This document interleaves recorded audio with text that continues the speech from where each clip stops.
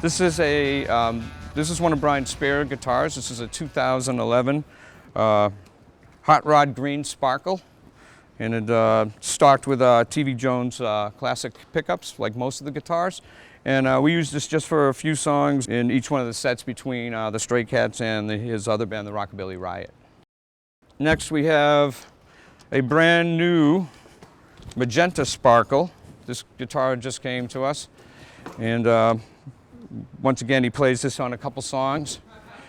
I've done a couple things to this guitar to mod it a little bit. I've put some double stick tape under here from where the pins are too, and it too has TV classics in it, and we use this one on the same about 2 or 3 songs for each show. This guitar right here is the fun backup guitar that I brought. Brian gives me the liberty of bringing certain guitars on tour, so I basically go through his guitars before we split and pull out a few that I think would be cool to have for the summer or whatever season we're working in. So this is a 2001 pinstriped guitar. He's played it on a few songs this summer, but not many. Most of the time he has this in the bus with him, and he Brian's constantly writing and thinking of songs, so he uses it basically for those purposes. I like this guitar. It's kind of fitting. It kind of reminds me of 50s retro type look to it, and the back is pretty cool too. Okay, this is a custom shop guitar made by Steve Stern from the Corona plant. It has the longer scale neck, white falcon, and a Brian Setzer pickups in it. And I don't think I've mentioned yet either that these all have the floating Bigsby bridges on them. We don't use the bridges that are pinned, we use the ones that float.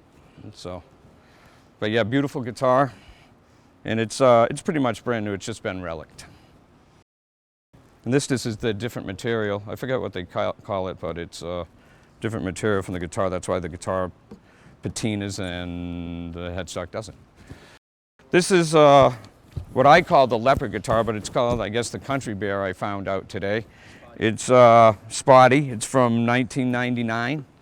I believe Brian played this guitar in the Disney movie that he shot back then. It was, 99, 2000 or something. I don't remember exactly the year the movie came out, but this is the guitar from the flick. This is a 2-year-old white hot rod. I basically brought this guitar out with us, so whenever we're doing any shows where the sun is still up, which is a lot in Europe, Finland, and that area, the guitar reflects the sun really well, so it stays in tune, rather than a dark guitar that would have a tendency to go flat if it's exposed to the sun like it can get over there. So that's why I brought this one. Okay, and here we have, which has been sitting here throughout the interview, is what I call his pride and joy all the time. This is Smoke, the 1959 6120. Now the color is just incredible. Orange 533, I believe, is the color, but I could be mistaken. And yes, this guitar has been with me since I've been here for 13 years, and it's an everyday affair with this one. A few years ago, we were doing the Montreal Jazz Fest, and the guitar had been sitting for 6 months, and the strings sounded really, really dead.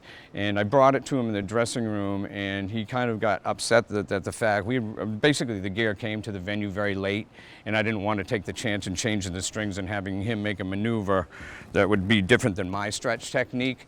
So to stay off of nationwide television, I decided to leave the strings where they were. I gave it to him in the dressing room, and he didn't like how it sounded sonically to his ear just playing it acoustically in the dressing room. He played it throughout the whole show. It stayed in tune the whole show of that Montreal Jazz Fest. I forget what year it was. I want to say it was 2009 or 10.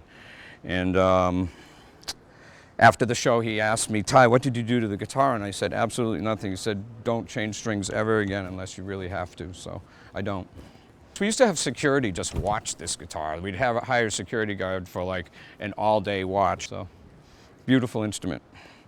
This little car is my good luck charm that I put on top of Brian's amp all the time, and he actually has a 57 convertible. So I figured one day I'll put this up there and see if he gets it, and he got a good chuckle off, and it just goes up there every night since.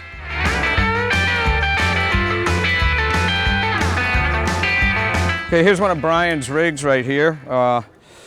It's a 1962-1963 Bassman 6G, 6B circuit. I change the main power tubes probably about every 60 to 100 hours, and the high mu tubes, 12A X7s, that type of such, every 150 to 200 hours.